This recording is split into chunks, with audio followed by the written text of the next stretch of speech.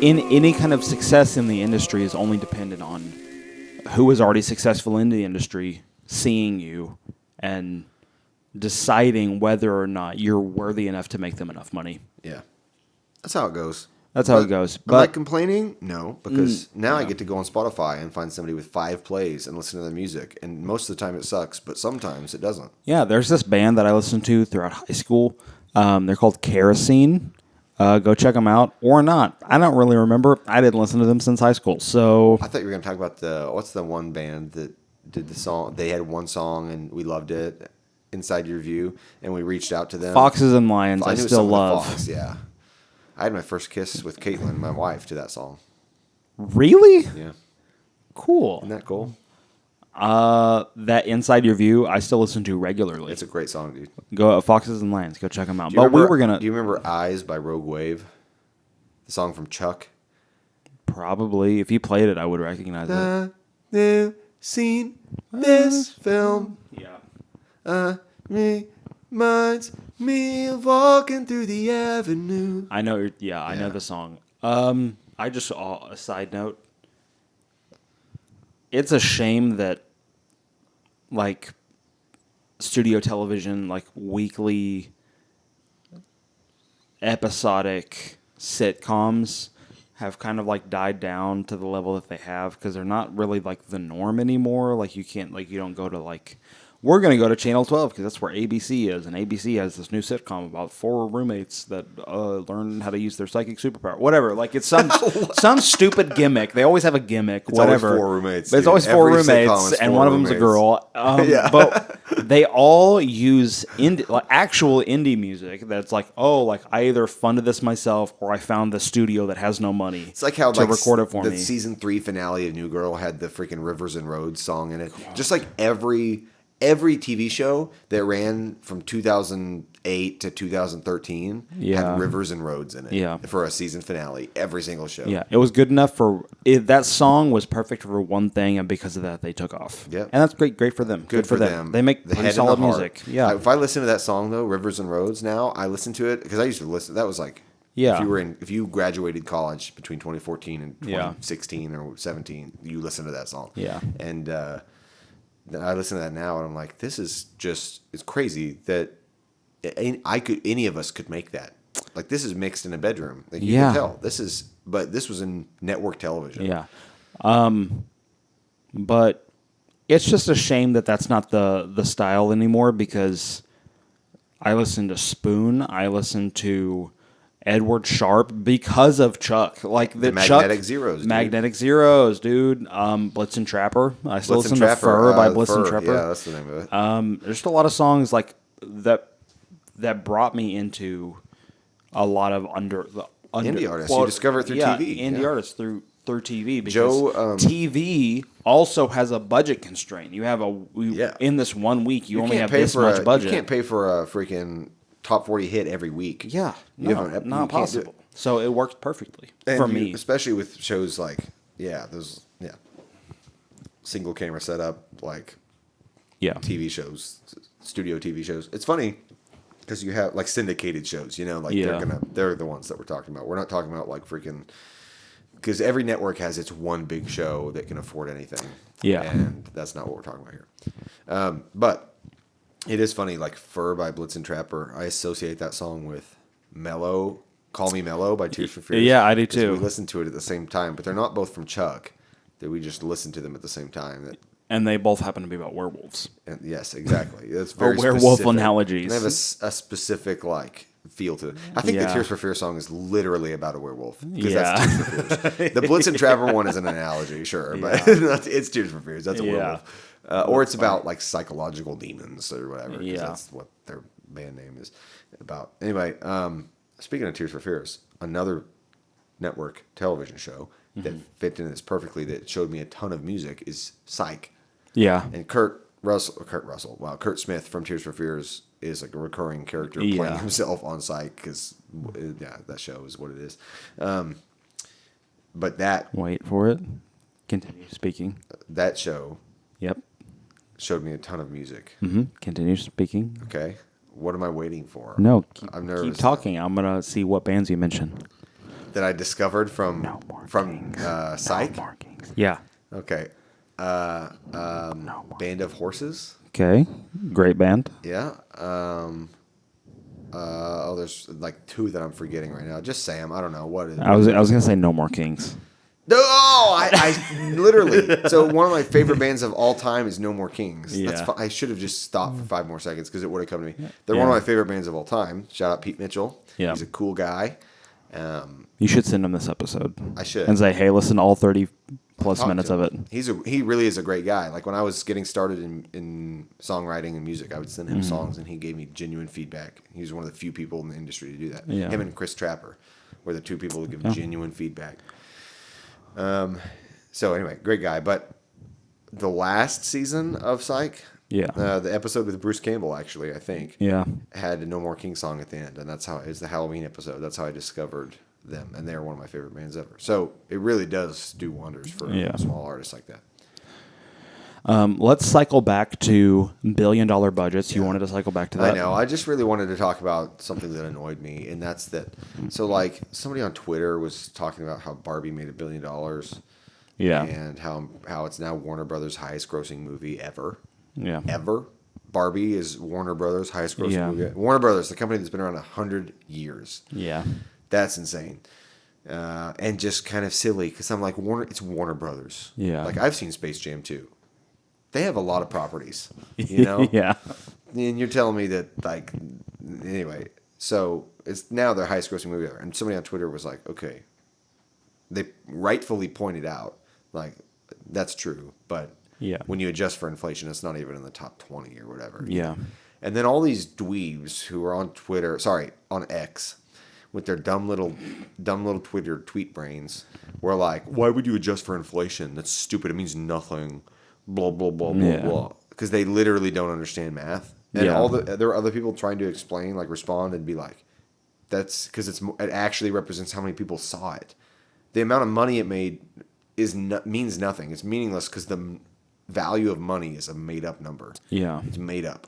It's like,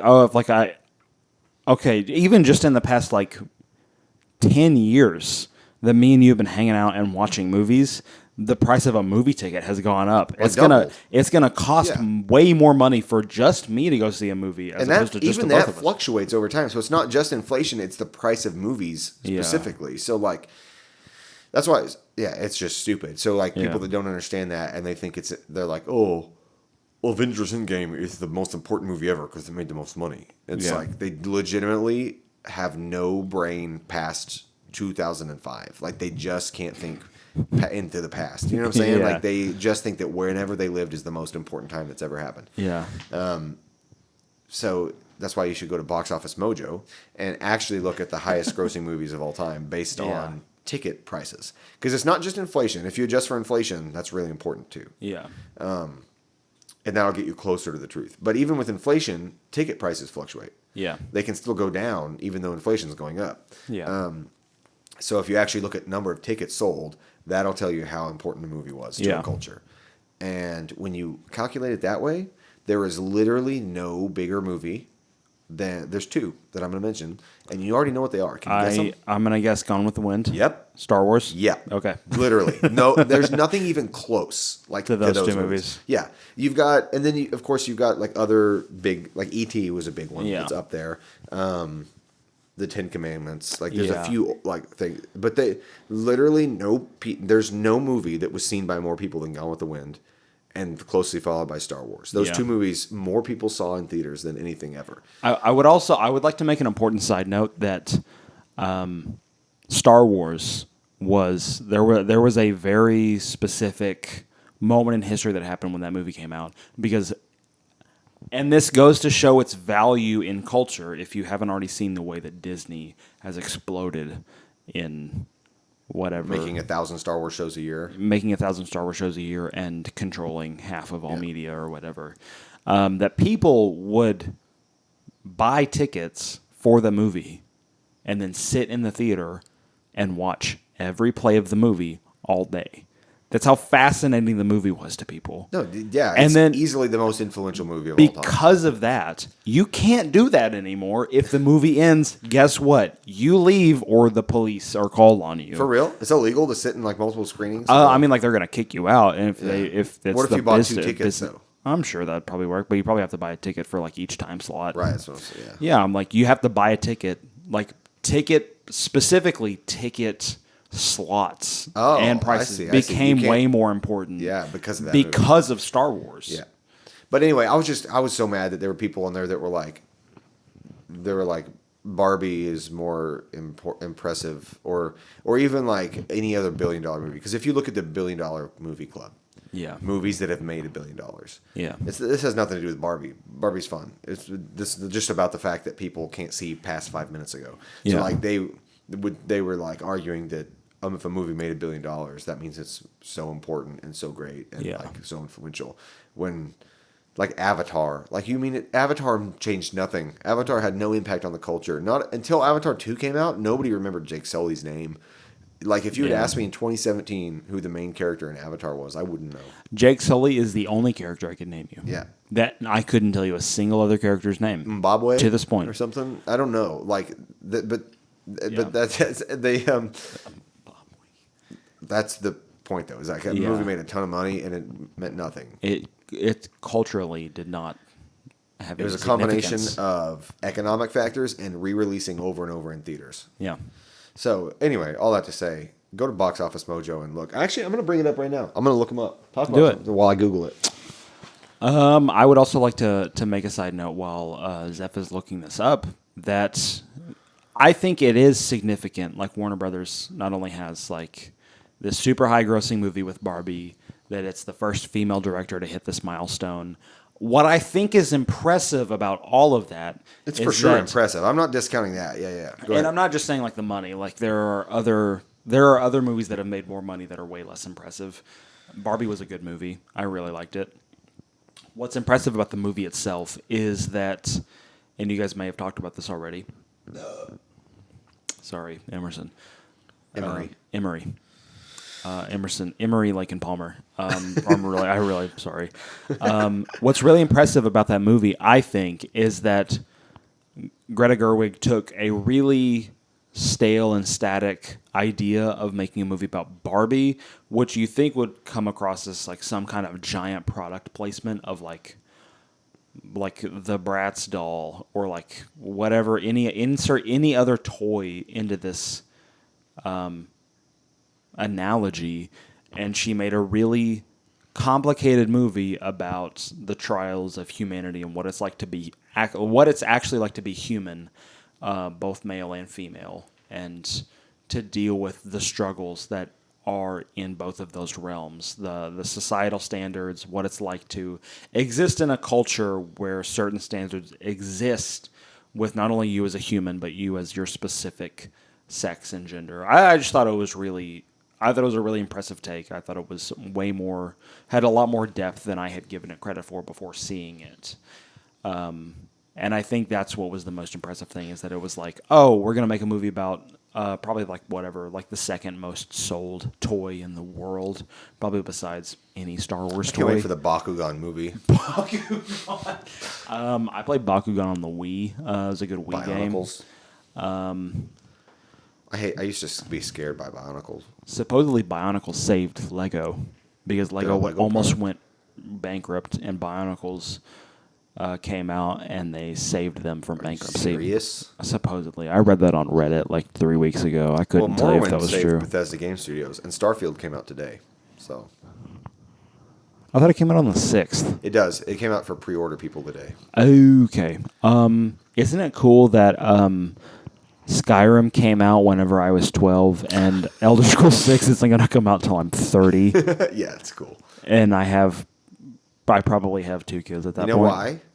People are still playing Skyrim. It's their fault. It's those people's fault that we don't have. If you stopped playing Skyrim, they would release it tomorrow. It'd be terrible. Yeah, if you gave Bethesda a push and be like, "Hey, we're not playing your product anymore until we get a new product," they would have it out by now. So Travis, shout out Travis, he listens to the podcast, and he sent me a Facebook reel about how there supposedly was a leak that they're remaking Oblivion. Bethesda is, and it's Supposedly, supposedly coming out and next year. I heard it was fake. Oh, really? I heard that. Okay. I don't know anything. I just I know don't what know the either. reel said. Also, Interesting. so. So this is what I'm talking about on Box But Office also, Mojo. the people that have been making Sky Oblivion have been working on that game for 10 years. Give them credit. Yeah, Continue. well, I know. Those people are awesome. So, Box Office Mojo, you can go to top grossing movies of all time, and it's going to give you the usual list. Avatar and all Titanic and all that stuff. Yeah. What you want to go to is to top lifetime adjusted grosses. Okay. So it's adjusted for inflation plus ticket price. Ready? Okay. In-game is not even in the top 15. Okay. And that was the biggest movie of our lifetime. It was, yeah. And it's not even in the top 15. You ready for them? Okay. Gone with the Wind, Okay. Star Wars. Okay. So that's 1.8 billion and 1.6 billion respectively. Okay. A lot. Estimated number of tickets 202 million and 178 million.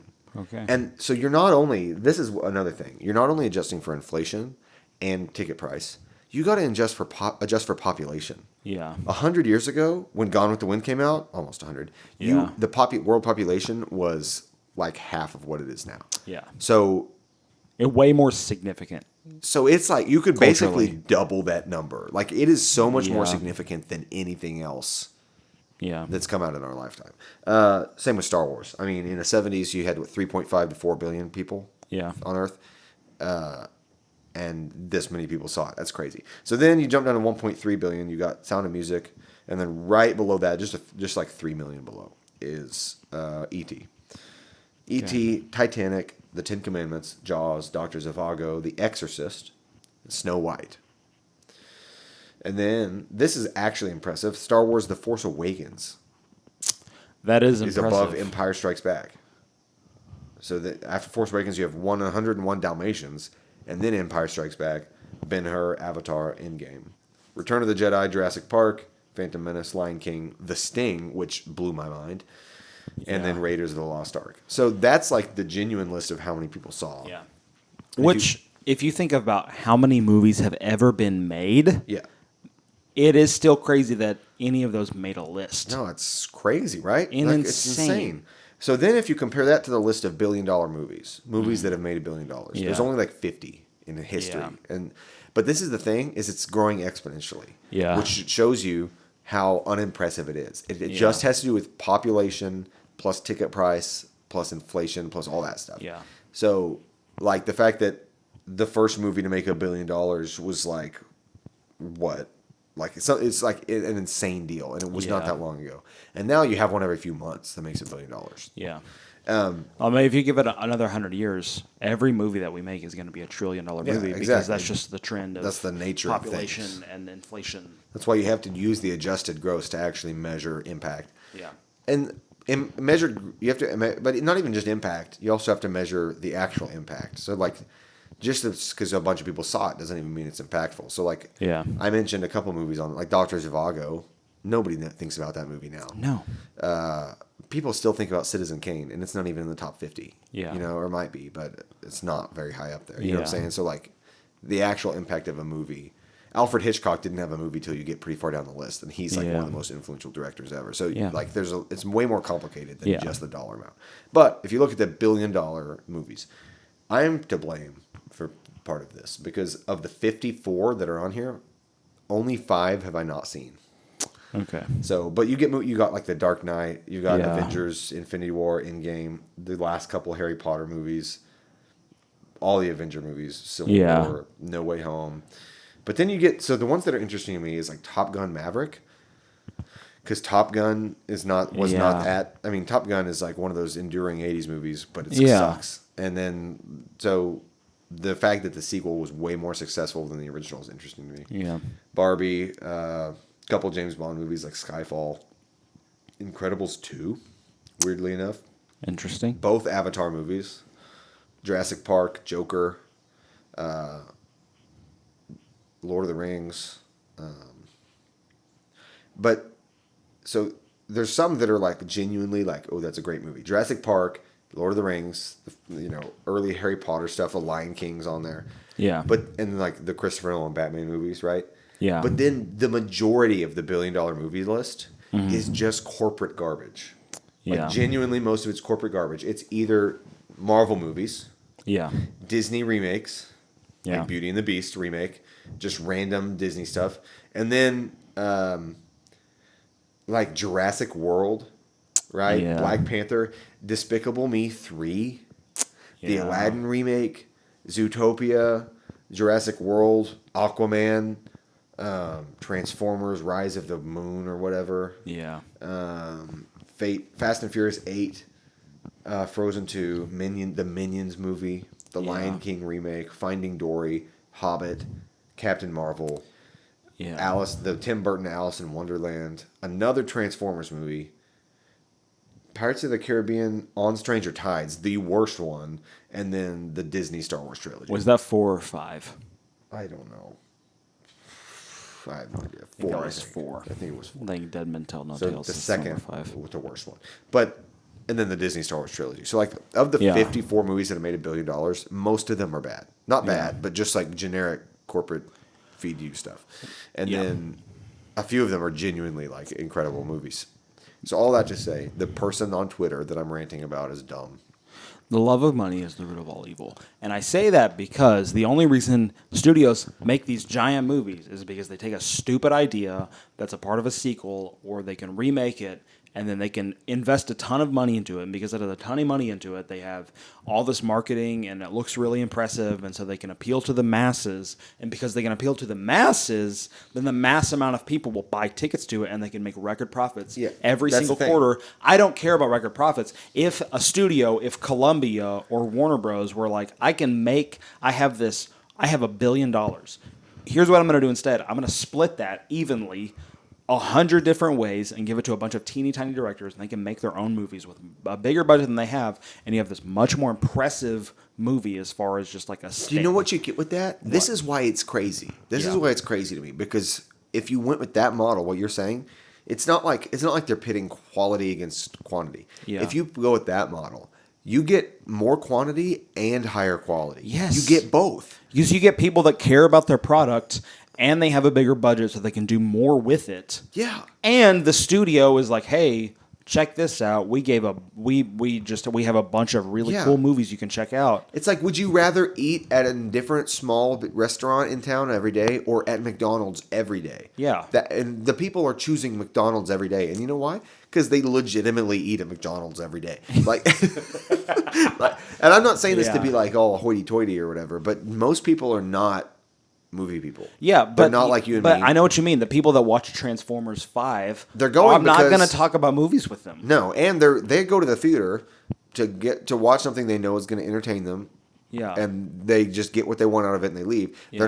They're not going to go like you and me. I'm not going to go to the theaters to ever see a Transformers movie unless a bunch of people that I love want me to go with them. If it's like I'm a never gonna group choose to go. setting, Yeah. and we're just like, we have money to spend, And that's the whatever, who thing. cares? It's lowest common denominator. Because when groups go to the Yes. movies, they're going to pick a movie that everybody's going to find inoffensive and normal, and Yeah. nobody's going to ever think about again.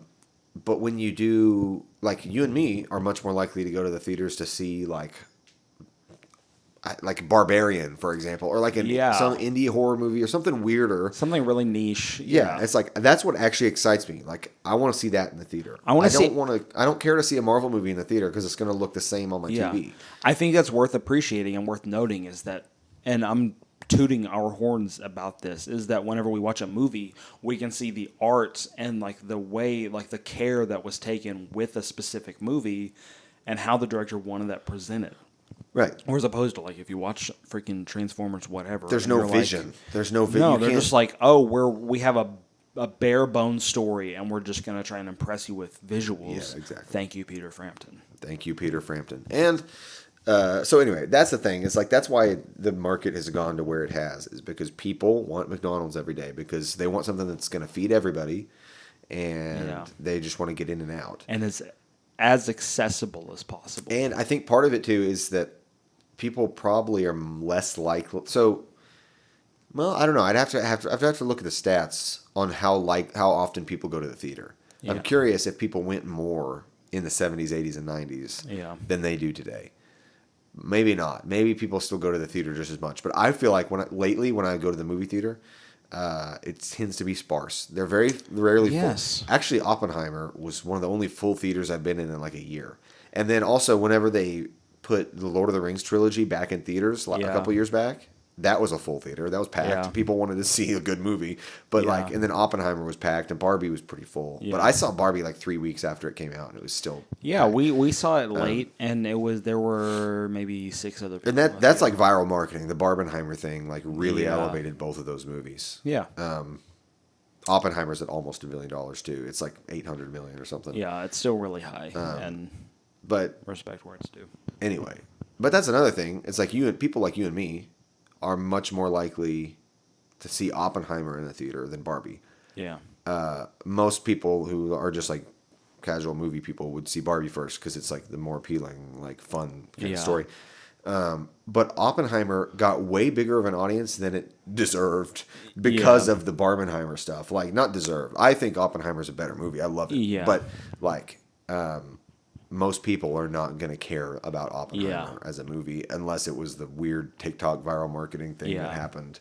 So it's just interesting to me, like the way things work now is not the way they've ever worked in the past. Yeah, I think even going as far as to say like movies that I really appreciate and really like that weren't big sellers when they came out are weirder than the movies that are coming out now. If they came back in theaters, I would still go out and see them. If Memento came out today, if they were like, "Hey, we're going to re-release Memento. Go see it." I'd be like, "All right, cool. You have my money." And that's the thing; they legitimately do that now. Like Yeah. they release old movies in theaters, and those are the ones I go see. Like last Yeah. October, I saw Halloween.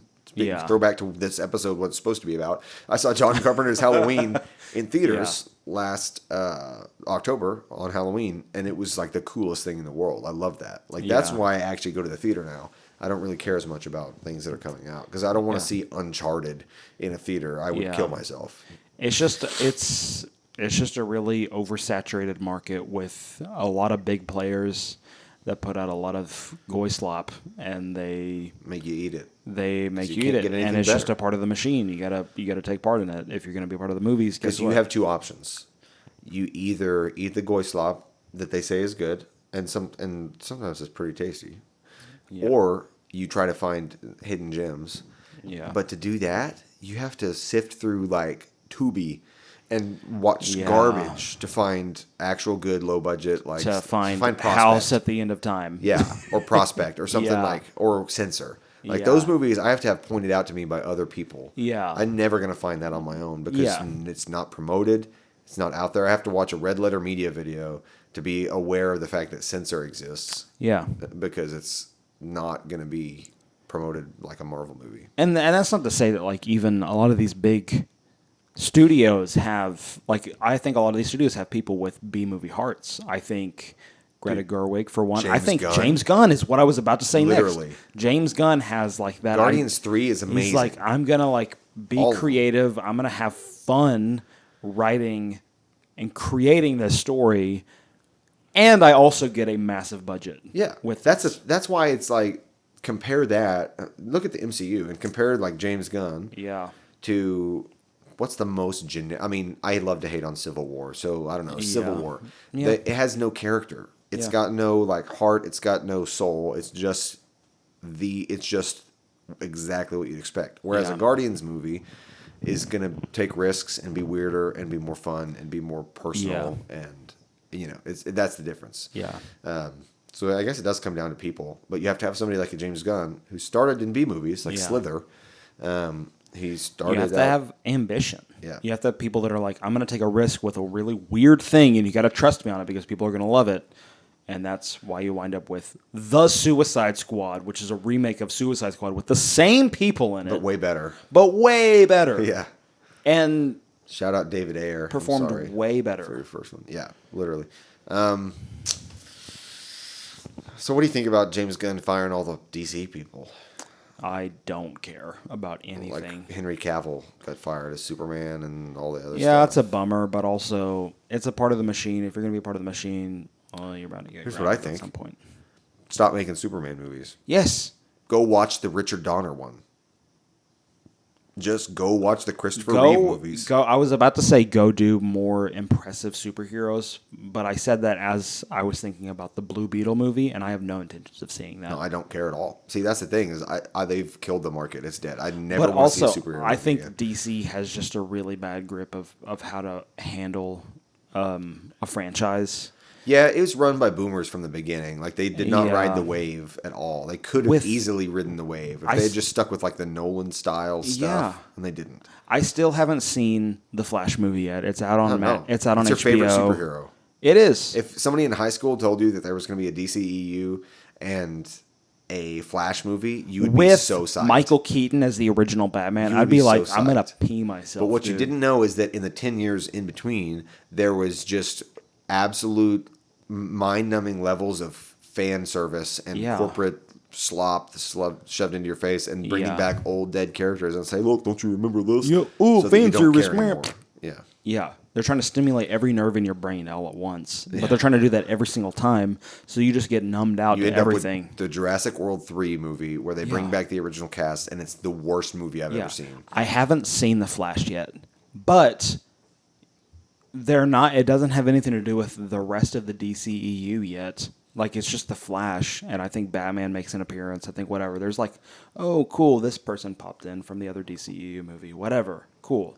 Zack Snyder's Justice League, the 4-hour cut, Much better than was the original cut. was awesome. I loved it. I It was actually great. genuinely It's a really good liked movie, it. Yeah. But here's the cool thing. If you start out with the Flash storyline, if you're like, we're going to make a movie about Flash, let's do Flashpoint. A series, like a pinnacle moment in Flash history that took decades of building up to reach at that point. It's not something you start with. You don't, the MCU didn't start with Endgame. Right. You weren't going to be like, hey, we're going to start off with this huge big bad guy and the universe is at risk. You're like, 'Cause- well, I don't it's care 'cause about they were the trying to play catch-up universe is at risk. from the They're trying to play beginning. catch up. Yeah. If you just did your own thing, DC, you would finally reach it. If you just did smaller scale stories, That's why those are the ones. Joker is a $1 billion movie. Yeah. Because it's a small scale story. and it's The Dark it's Knight independent. and Yeah, Dark Knight Rises are $1 billion movies. Yeah. Because they're like that's the approach you have to take. You cannot try to be a Marvel movie. if you followed their model instead of the numbers, and you decided, hey, I'm going to make a movie about Batman, and I'm going to make a movie about Wonder Woman, and I'm going to make a movie about Superman, which they tried to do, and they decided to start off with Superman and then mesh them all together immediately Well, without trying to okay, do that it's a up. couple things. And then start Wonder Woman. Yeah. It just didn't make sense. But if you followed that model, and then you're like, I'm also going to do a couple other superheroes here and there, and then I'm going to do Identity Crisis, and then I'm going to do Countdown to Final Crisis, and then we're going to do Final Crisis. Get it? You're a comic book nerd. Yes, that was 52. that was the only thing I actually spent time reading. Yeah. And then you did Flashpoint, and you're like, oh, I actually care about this character. Cool, whatever. If you did Countdown to Infinite Earth, and then you were like, okay, cool, like I spent 10 years building up to this. This is a huge moment. If you started off with like, oh, the universe is in peril, I'd be like, I have no stake in this. Who cares? I'm watching copy paste, cardboard cutout, Goyslop, whatever. So the thing is, maybe if James Gunn had been in control of the DCU from the beginning, Yeah. they could have been successful because maybe now Yeah. it came to the small scale thing. But now the market's Yeah. oversaturated and nobody cares. The other thing is, it was a combination of that and bad planning by the studio. Warner Brothers has historically terrible management of their properties. They do not know how to market or plan anything. They cancel things at the worst moments. They're terrible. Yeah. So it's a combination of that plus Zack Snyder being who he is. Yeah. Is why it didn't work. It didn't work because Zack Snyder is Zack Snyder, and he's basically Yeah. Michael Bay on steroids. And He's Michael Bay as a 15-year-old. yes, he's Michael Bay with a 15-year-old brain. And so sometimes that works great. Like I said, I loved the Snyder cut of the Justice Snyder League. Cut, I Watchmen did. was good. Yeah. Man of Steel makes my brain go numb a little bit, and so does Batman versus Superman a little bit. I actually like Yeah. Batman versus Superman better than most people. Yeah, I do too. I would say like I give it more favorable opinion. Yeah, for But sure. just in general, he's like, what if it was in 4:3 ratio and black and white, and everything was like, you know what I mean? He's just like, Yeah. trying to be as edgy as possible, and all the time with a bunch of CGI. Is the problem. Zack Snyder is a director who it's as if he watched a Sam O'Neill or Sam O'Nella video about how to be a good director and then tried to actually do that. Yeah. That's what it comes across as. He's following a trend of things that happened whenever he was a certain age, and he was like, "That's still cool." In my brain, what if a Creed song became a movie? He's like if a movie YouTuber tried to make a movie. If you or I tried to make a movie, Yeah. I don't know. It's just funny. You know who actually, if you really wanted a movie about Superman, golden era Superman, like it's kind of cheesy, it's kind of campy, but it's really endearing. It has a lot of heart. You know who the perfect director is? Yeah. Kevin Smith Oh. Yeah. would be perfect to have an actual budget, and to circle all the way back to B movie directors is also fits into that camp of B movie directors. Except he's still a B movie director. He has never broken any kind of records. He's never like hit any kind of benchmarks. He's just like, I'm gonna crowdfund a movie. Okay, but he also wears hockey jerseys and goes on Joe Rogan. That's true. So that's a benchmark. So does that North Korean woman. What does that say about our culture? She wears hockey jerseys? Yeah. Who? They love hockey in North Korea. Do they really? Hockey. They really do? I don't know. That's funny. I'm joking. They're right next to Russia-ish. That's true. Is Russia into hockey? You'd think. You would think. Probably because of the Olympics. Probably because of the Olympics. The what? I was... whatever. Did you have a bit that went further? No, it was a bit racial, so I'm not going to do it. All right. Was it against Russians, though? Because that's No, okay. it was an Asian accent All right, thing. then we should probably skip Yeah. it. But the... no, anyway. Freaking directors who would be great at Superman.